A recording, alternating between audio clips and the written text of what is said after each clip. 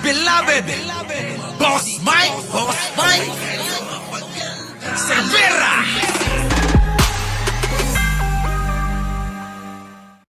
Magandang umaga, magandang hapon, at magandang gabi sa amandako ng mundo. Naroon kayo, syempre magandang buhay na rin para sa ating lahat. Ay, nako.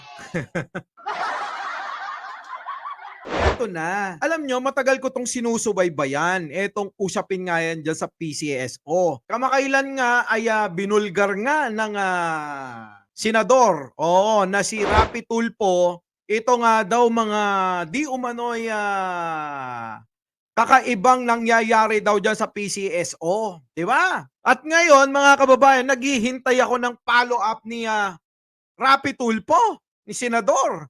Abi, wala na. Ano nangyari? Naloko na. So eto na nga mga kababayan, biglang tumahimik yung issue. Alam niyo yon na talagang ikokonekta nila yung mga, alam niyo yung mga malalapit sa Pangulong Bongbong Marcos at kay Madam First Lady. Kasi nga mga kababayan, wala silang ma-issue sa mag-asawa, sa unang pamilya. Kaya lahat na lang ng mga masisilip nila kahit chismis na usapin, iko-connect nila ang Pangulo at ang First Lady. Naloko na. Pero pagkatapos ng etong nangyaring ito mga kababayan, eto tignan nyo. Sa social media. Edited daw ito. Very controversial daw ngayon sa social media yung pinapakitang picture. Oh. Yes, Your Honor. Edited. Bakit kailangan i-edit?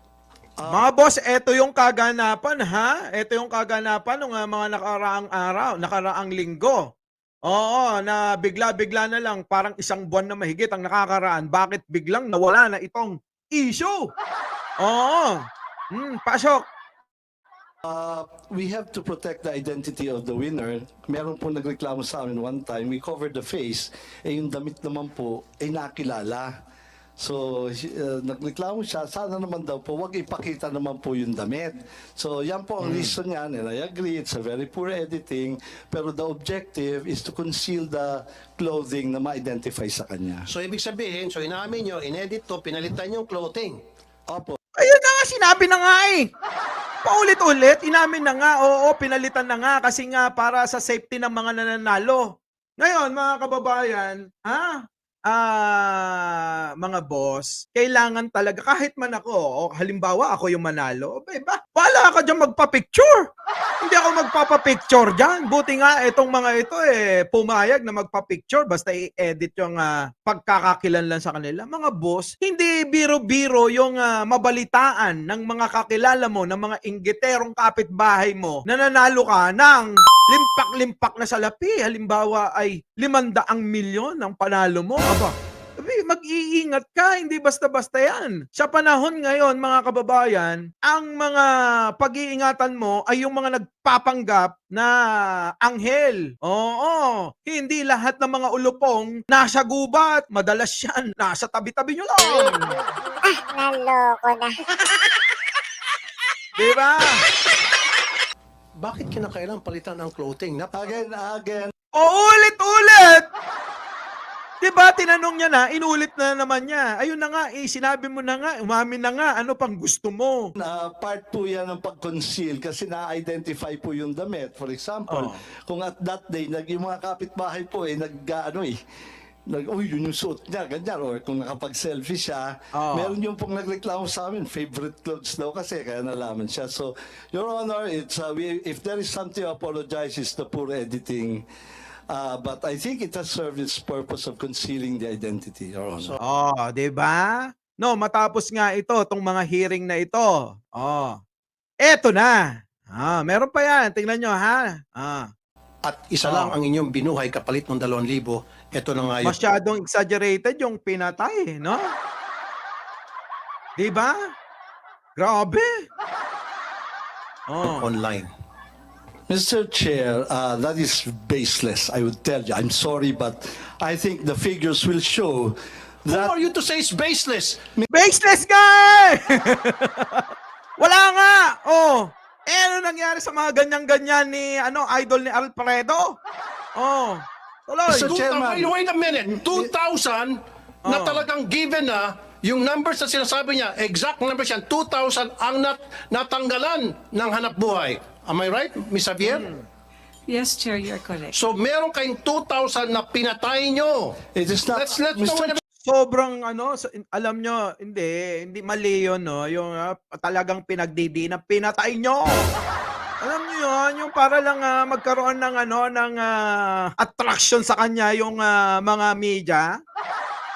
Ibang level eh. Oh, ngayon, eto, isa ganyan yung mga nangyaring eksena. Ang tanong, bakit nawala?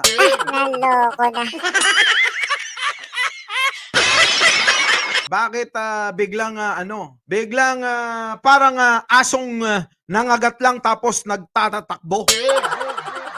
'Di ba? Ano ba? Ako para maging patas, hindi ako naniniwala na yung sa mga sinasabi ng mga ibang vloggers na nabayaran si Tulfo. Hindi ako naniniwala doon. To be fair, ha? Alam nyo, mga kababayan, si Tulfo mayaman na yan. Oo, malaki ang kinikita niyan sa kanyang sa kanyang mga negosyo, sa kanyang pagbablog, 'di ba? Malaki na kinikita niyan. So hindi ako naniniwalang nabayaran ito. Pero mas naniniwala ako, na puro chismis lang yung daladala ni Senator Tulfo sa Senate hearing. Naloko na. Diba? Na ngayon, eto na ngayon mga kababayan, sinakyan naman na ngayon ng mga anti-government. All out, I'm going all out. I'm going all out. I'm going all out. I'm going all out. I'm going all out. Boss Mike, Boss Mike.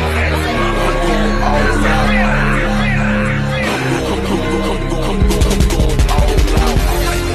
Mike Salvera siya'y nag-iisa, Boss Mike ang pangalan niya.